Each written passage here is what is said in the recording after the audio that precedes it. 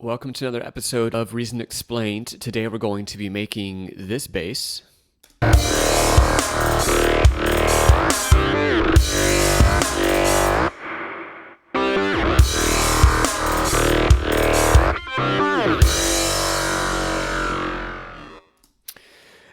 it's also an interactive tutorial like my vocals tutorial. And if you want to follow along, you can download the link in the comments and go to that link and download the file. And you can follow right along. I've got all the notes in there. The drums are in there. There's also a sidechain setup. And also all the channel strip EQ settings are ready to go that will enact and turn the filters and stuff on as we get there.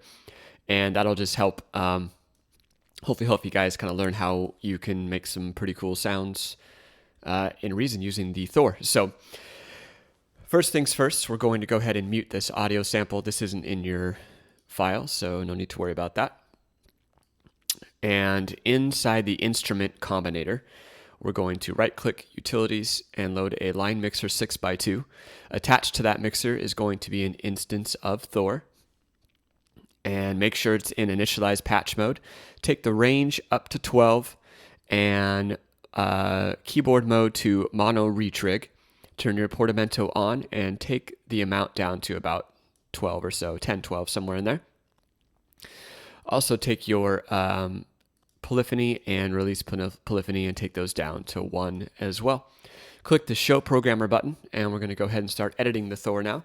So let's take off the first oscillator and also bypass the first filter. In oscillator 1, we're going to load a wavetable oscillator, and the type of wave that we will use is a mixed waves 1. We're going to adjust the position knob to about 85 or so, and bring the octave down to 1. And let's cue up our sample here, and let's have a listen.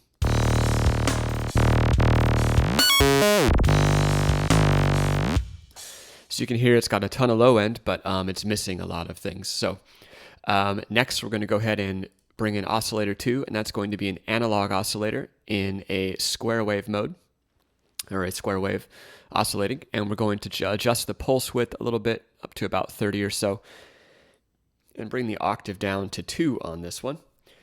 Disable oscillator 1 and turn on oscillator 2 so we can hear it just by itself. So it brings in kind of the distorted high end. If we bring them in together now.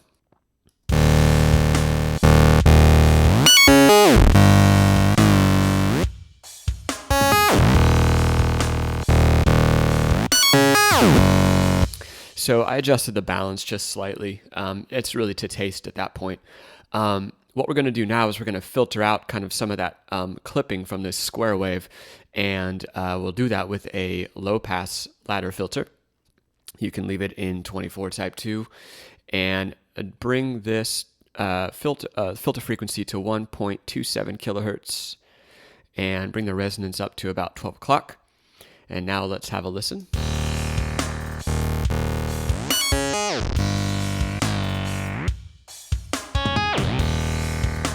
So you can see how we took some of that scratch out, and that'll help as we start to kind of mold the sound a little bit more. So now we're okay here. Let's adjust the amp envelope, bring the decay and the sustain all the way up, and bring your attack up just a little bit so the notes don't play right away. They'll kind of duck for a second. So here we go. So at this point, we can go ahead and start setting up some of our matrix and making different parts of the synth affect other parts of it. So in source 1, let's load an LFO 1. In the second one, do another LFO 1, and then do 2 of LFO 2 also. And for the destination of the first LFO, we're going to send it at the filter frequency knob. So filter 1, frequency. And LFO 2, we're going to send towards the position knob right here. So LFO 2 to oscillator 1, pause. Adjust the amount to the filter frequency by about 44. And oscillator 1 position up to about 47. So what the LFOs are doing is we're going to modulate, the LFO 1 will modulate this knob positively, and LFO 2 will modulate the position knob positively of this and cause that mixed waves in the wavetable to kind of change shapes a little bit. So let's turn on our LFO1. This doesn't actually turn on. This syncs it with the key and syncs the tempo. Adjust the rate to 4/4, and we'll leave everything else alone. And we'll do the same thing with LFO2. And now if we have a listen, you'll hear that there's kind of a slight phase going through the sound.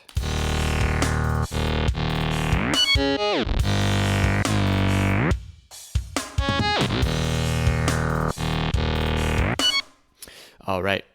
So at this point, what we need to do is distort this now and kind of bring up some of the sound. So right-click on the Thor, and let's go load a creative effect, and let's do a Scream 4 distortion.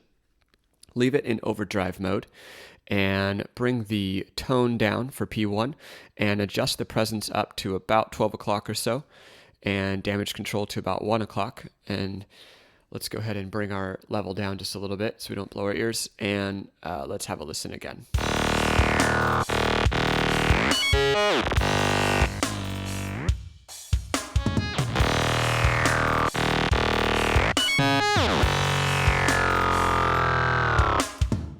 So you can hear the phase of the LFO, and you can hear how we've brought the just kind of the grit of it up with the Scream 4. So next we're going to compress this because we're eventually going to double this track up. So let's go ahead and load, right-click on the Scream and load a Studio Effect M-Class compressor, and adjust your threshold to about mid-20s or so, ratio up to about 11:1, and attack about 10 o'clock and release at about 3 o'clock. And again, cue it up, have a listen.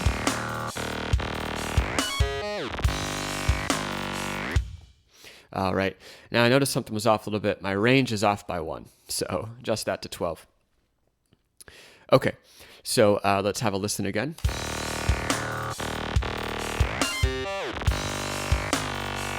There, now those bends are sounding a little bit better. Okay, so at this point, we're okay with that. Hold down Shift and make sure all these are selected. Hold down Alt on a Mac or Control on a PC, and you've just duplicated everything. Tab around to the back, and let's load up that second Thor that we loaded in. So load the second, or expand the second compressor, put it into channel 2. Tab back around, and let's pan these. So pan that one to 50, and this one to -50. And what we're going to do now is detune and adjust the settings to set them off each other, and that'll create more of a stereoscape. So click on the second Thor that you made, Show Programmer. Adjust these to a negative value, so -44 and -47. So the first Thor is positively modulating this frequency knob and this position knob to the right, basically. This one is going to modulate them to the left, which will create more width between the two. And let's also just detune. We'll tune this one up. We'll tune this one down just a little bit. And now, when we go back up here, we can hear the kind of the depth in the sound.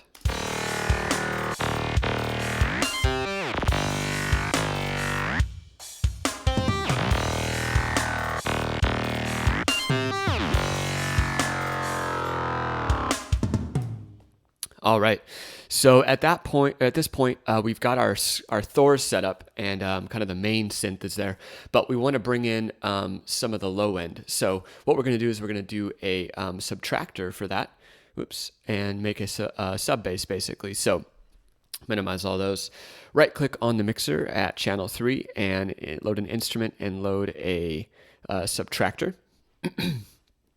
We're going to mimic the settings that are in the Thor, so we'll take the range up to 12, bring the portamento up a little bit, keep that in retrig mode for the keyboard mode, take your polyphony down to 1, and let's go ahead and adjust the oscillators now. In position 1, we're going to put a sine wave and put it in octave 1. In oscillator 2, we're going to do a square wave and put that at octave 2. Enable oscillator 2. Let's solo the subtractor and have a listen. Okay, we're going to bring the filter frequency up, not quite all the way.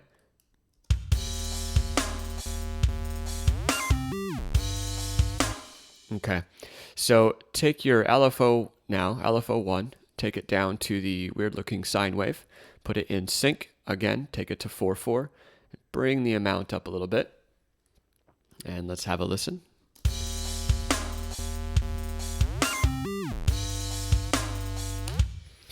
All right, so next we're going to adjust the amp envelope just like we did with the Thor. And we're going to go decay up and sustain all the way up and bring the attack up just a little bit. And let's have a listen again.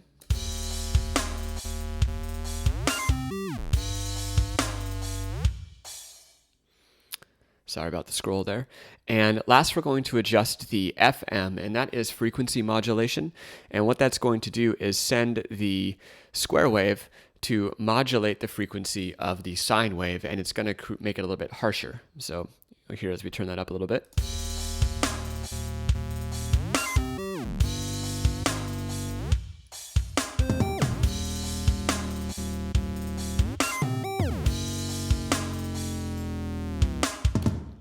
All right, so we'll leave the subtractor alone for now, and let's right click on the subtractor, and we're going to load another Scream 4.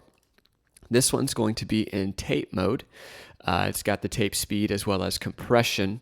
We'll turn the compression up to about 12 o'clock and bring the speed down a little bit. Damage control up to about 1 o'clock, and let's see how much more prominent that makes that.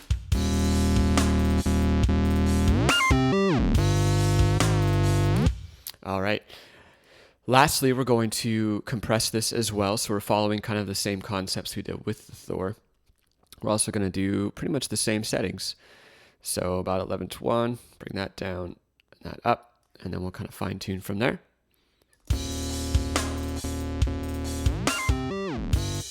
All right, so now we've got both of these here. So let's mix the subtractor with the Thor.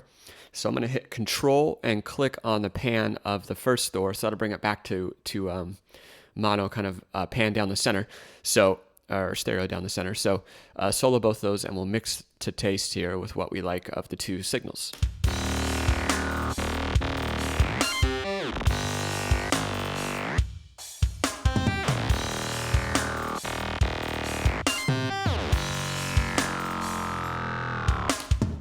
All right, so you can hear how there's a bunch more movement in the sound now. So let's go ahead and take this pan back to 50. And let's pan this to about 25 or so, minus 25. And then what we're going to do, hold down Shift, click on the compressor and the subtractor, Alt on a Alt on a Mac, Control on PC, tab around, and let's load in the second compressor, or wire in the second compressor, and load that into channel 4. Tab back around, pan that to positive 25-ish, and kind of copy the same channel settings. Now let's listen to all 4 of these going.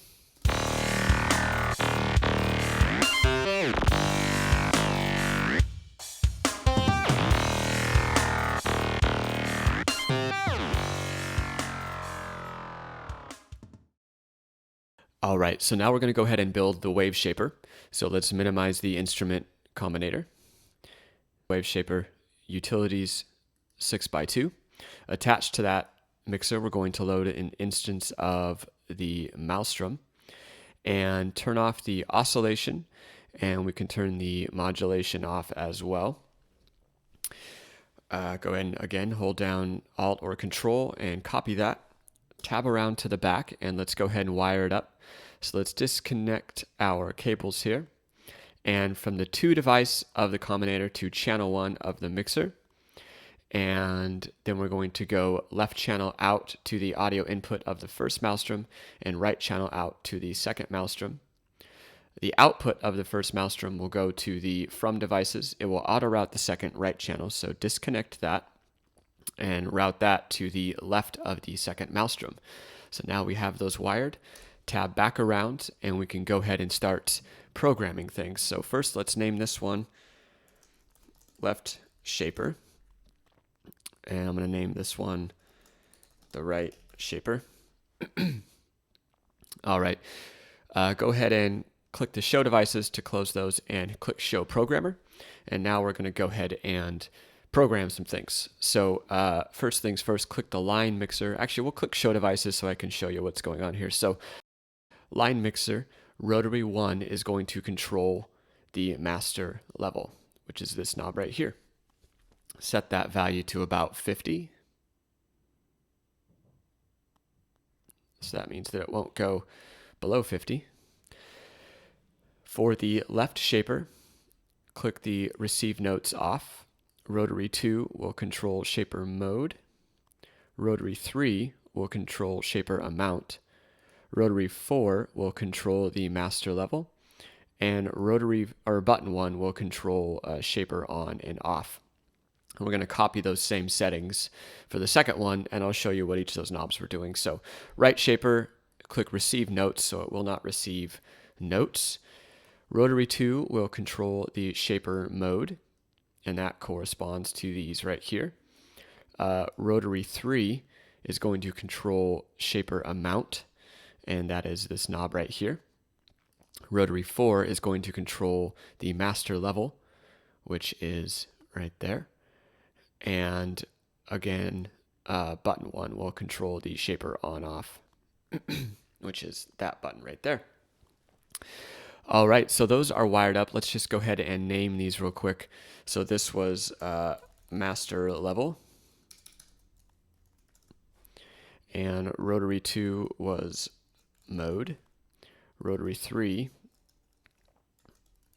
is amount, and rotary 4 is level. And then lastly, button 1 will be the on-off switch. So we'll turn that on, and I think we'll be okay leaving that there. Now we're going to adjust these knobs to taste till we get the sound that we want, and this is going to amplify our synth that we already made. So here we go.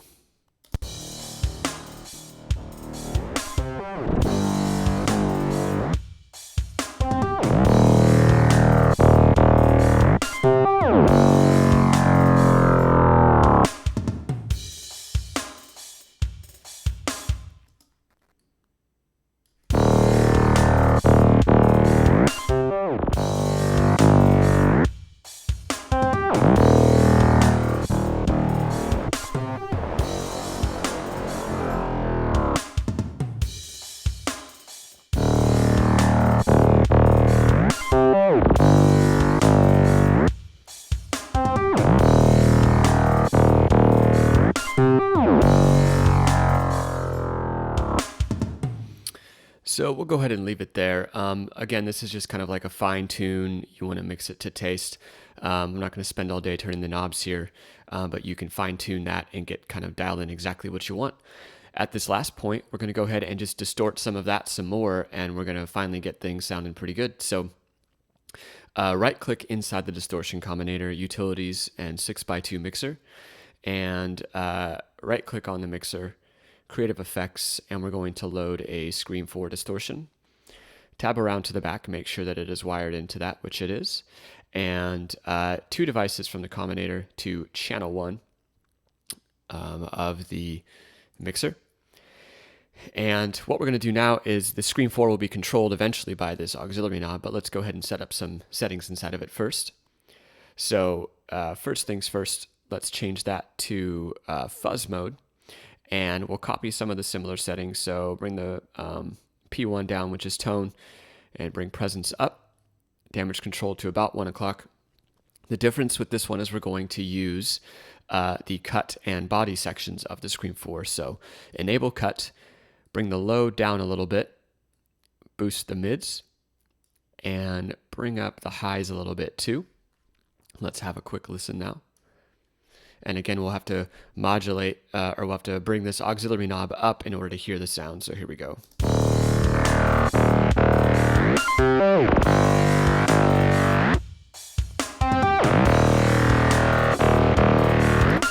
So you can hear how that's making it really, really just dirty, basically. So Next, we're going to bring on the body, and that's really going to start to make this thing talk a little bit. So the LFO, modulating the filter and adjusting the position of the wavetable brought some talking in. There's also some slight bends in the MIDI notes, which also kind of create that talking sound. And then last, we're going to modulate the scale knob, and that's going to give it kind of the final talking. So body on, resonance down to about 30s are fine.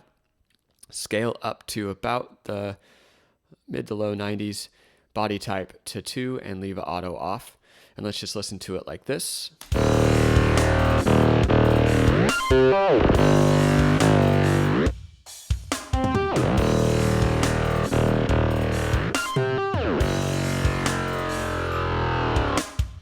Now, notice that I adjusted the level knob as well as the master knob, and I just want to make sure that these aren't clipping, so I'm kind of gain staging as I go through each device to make sure that we don't end up clipping in the end. So at this point now, we're going to go back to our original Thor, and we're going to use those LFOs that we set up way back when. So click to expand the Thor instrument. We'll just do the, we'll use the first one because that was modulating. It actually doesn't matter, so we'll just use the second one because it's going to be closer. Tab around to the back, and let's wire it up. So we're going to go out of CV1 output, take it all the way down to the scream, and put that to scale. And let's bring this amount back to about mid-70s or so. Tab back around, go up to that Thor, and now let's set that up. So we're going to send LFO 2 in this case, and it's going to go to the CV output 1 and adjust that all the way to 100, and then we'll scale it back from there. So what it's going to do is this 4/4 rate key synced and tempo sync from the LFO2 is modulating this scale knob, and it's going to create just some more movement. So here we go.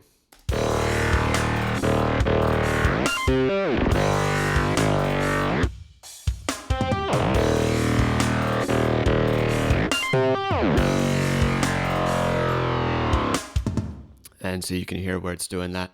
So at this point, what we're going to do is just kind of accent some of that Scream 4 a little bit. You can adjust the P1 and P2 to taste to kind of get, it's a little distorted right now for my liking, a little too more, sounds too much like a guitar, but...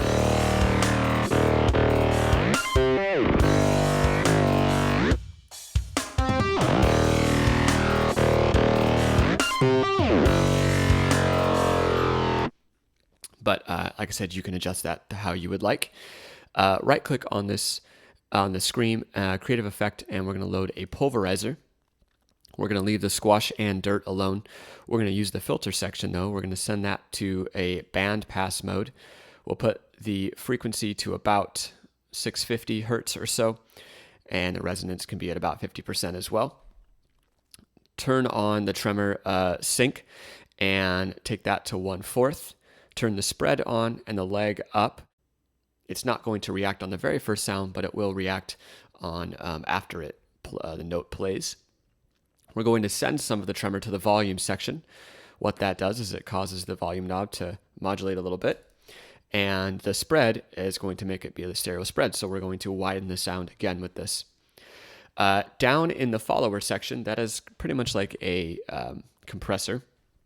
And so what we're going to do is turn this on a little bit. So as the sound reaches a certain threshold, it's going to turn the follower on. The follower is then going to be converted to basically a CV signal, and it's going to modulate the rate knob positively. And so it's going to send that from 1/4 to 3/16 and so on, depending on how much it hits the follower.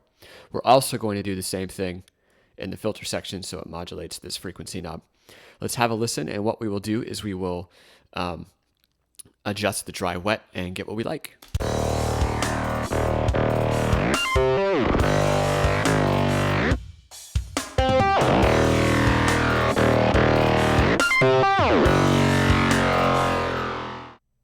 All right, so the last thing that we have to do is set up our EQ and filtering sections as well as the sidechain compression. We already have the compression on, so we won't worry about that. But in the low frequency range, we're going to notch out a spot for the kick. In the low mids, we're going to boost a little bit, and that's what we accented with all those screams. In the high mids, we're going to cut for the snare. We'll leave the high frequencies alone because we are rolling everything off from about 7.5 kilohertz and everything below about 50 hertz. So let's go ahead and enable the filters as well as the EQ. And our sidechain compression is on, so whenever the kick happens, basically it causes the bass to duck underneath that. So let's have a listen.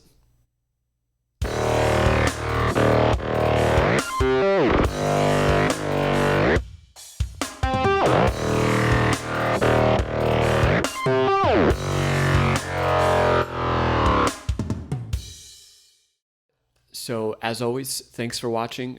Please don't forget to rate and subscribe. If you have any questions, you can leave those in the comment section. And if you have any suggestions about other videos, you can leave those in the comment section as well.